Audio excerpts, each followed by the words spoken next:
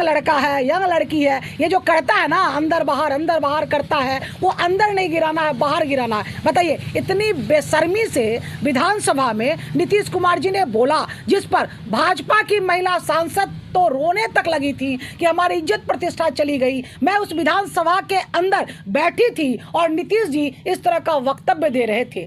आज जब नीतीश 17 साल से नीतीश कुमार जी भाजपा के साथ गठबंधन में मुख्यमंत्री थे, लेकिन 17 साल में उन्होंने जो बिहार का विकास नहीं किया, वह तेजस्वी के साथ गठबंधन में मुख्यमंत्री बनने के बाद 17 महीने में विकास कर दिया। और इस बार भारतीय जनता पार्टी में नीतीश कुमार जी क्या विकास करेंगे, जब भारतीय जनता पार्टी ने उनके पीछे 2 पंखा लगा दिया है, सम्राट चौधरी जी के तरह और विजय सिन्हा जी के तरह। यही वही सम्राट चौधरी हैं जो बिहार विधानसभा में नीतीश कुमार जी के पूछने पर कि क्या ये मुरेठा, ये पगड़ी तुमने क्यों बांध रखा है, तो यही सम्राट चौधरी ने जवाब दिया था कि जब तक मैं आपको मुख्यमंत्री के कुर्सी से ना उतार दूं, तब तक यह मुरेठा, ये पगड़ी मैं नहीं खोलूंगा। आज उसी मुरेठा और पगड़ी पर सम्राट चौधरी ने नीतीश कुमार जी को बिठा के मुख्यमंत्री बना लिया है। और क्या मुख्यमंत्री जी उस पर बैठकर विकास कर पाएंगे बिहार का? विजय सिन्हा जी के साथ मिलकर क्या विकास कर पाएंगे बिहार का? कतई नहीं कर पाएंगे, कतई नहीं कर पाएंगे। उनका तो वो हाल होगा 2024 के लोकसभा चुनाव के बाद जो नीतीश जी ने सोचा नहीं होगा। नीतीश कुमार जी का एक बयान निकला था, वो इस तरीके का बयान था जो हम उसको बता नहीं सकते हैं, शायद आपको भी ये मालूम होगा, जो बहुत सारे भाजपा नेता में खलबली मच गया था। क्या वो बयान आपको मालूम है? हाँ, मालूम है।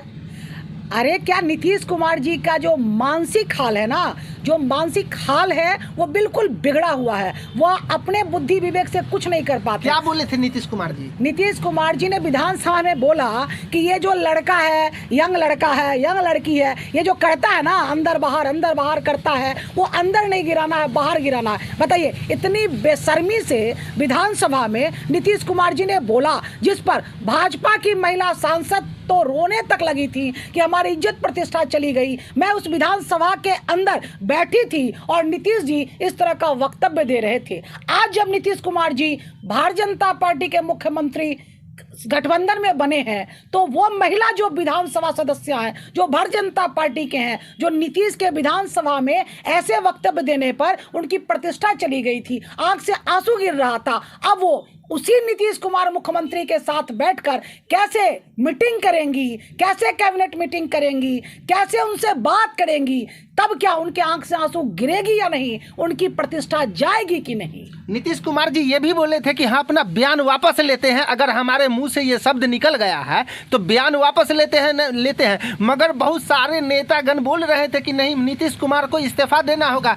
कैसे महिला के हक में इस तरीके का शब्द इस्तेमाल किया नीतीश कुमार जी के मुंह से? अरे भाई, गलत या सही, जब आप एक अच्छे पद पर बैठते हो तो बहुत कुछ सोच समझ के बोलना होता है। आपके मुंह से गलत निकल गया, आपने इतना सब कुछ बोल दिया, बाद में आपने कहा कि मैं माफ़ी मांगता हूँ, मेरा जीवन फिसल गया, हमारा मानसिक स्थिति अच्छी नहीं है, तो उससे माफ़ कर देंगे।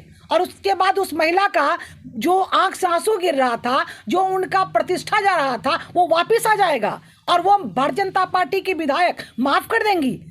क्यों? क्योंकि सिर्फ नीतीश कुमार भारतीय जनता पार्टी के गठजोड़ में मुख्यमंत्री बन गए हैं। उस समय तेजस्वी यादव के गठजोड़ में मुख्यमंत्री थे, इसलिए भारतीय जनता पार्टी के एमएलए, महिला एमएलए का प्रतिष्ठा जा रहा था, पुरुष एमएलए का प्रतिष्ठा जा रहा था, वो आंदोलन कर रहे थे। लेकिन जैसे ही नीतीश कुमार जी बीजेपी के साथ मुख्यमंत्री बन गए मिलके, तो उनका सारा प्रतिष्ठा वापिस आ गया। अब नीतीश कुमार जी दूध के धुले हो गए। अब सिर्फ इसलिए हो रहा था कि किसी तरह नीतीश जी को डराया जाए, धमकाया जाए और अंदर खाने नीतीश जी के साथ बीजेपी ने क्या डीलिंग की है, अंदर खाने नीतीश जी को किस तरह डराया जा रहा है। क्या जिस तरह दिल्ली के मुख्यमंत्री केजरीवाल को डराया गया, जिस तरह झारखंड के मुख्यमंत्री हेमंत सोरेन का डराया गया, जैसे बिहार के उप मुख्यमंत्री तेजस्वी यादव को ईडी का सम्मन भेजा जा रहा है, पूछताछ किया जा रहा है और तेजस्वी यादव को भी गिरफ्तार किया जाएगा। आज हो सकता है कि दिल्ली, झारखंड के मुख्यमंत्री हेमंत सोरेन दिल्ली पहुंच चुके हैं, उनके निवास स्थान पे ईडी उनसे पूछताछ करने के लिए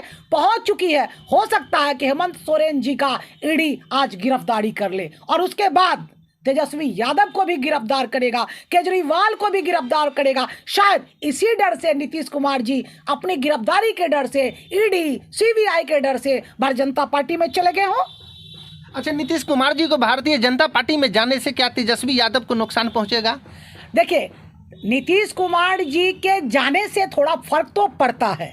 नीतीश कुमार जी भी एक नेता हैं, पिछड़ों के नेता हैं, अति पिछड़ों के नेता हैं, इसीलिए तो भारतीय जनता पार्टी चिल्ला रही थी कि उसको लाओ लाओ लाओ। लेकिन जब वो अपने घर में वापस आ गए थे और वापस नहीं जाना चाहते थे, तो इतना सब कुछ चक्रव्यूह षड्यंत्र भाजपा ने रचा ताकि वो तेजस्वी को छोड़ के भारतीय जनता पार्टी में चले जाएं। इसलिए तरह तरह से उनको डराया भी गया होगा, ईडी का, सीबीआई का उनको डर दिखाया गया होगा, इसलिए वो तेजस्वी को छोड़ के चले गए हैं। लेकिन नीतीश कुमार जी इस बार जो भारतीय जनता पार्टी में गए हैं, इससे पिछड़ों में, अति पिछड़ों में काफ़ी रोष है। इस बार तेजस्वी यादव को नीतीश जी के भारतीय जनता पार्टी में जाने से एडवांटेज मिलेगा, राजद के वोट बैंक में इजाफा होगा और इस बार नीतीश जी को वो बहुमत नहीं मिलेगा जो आगे मिलता आया था।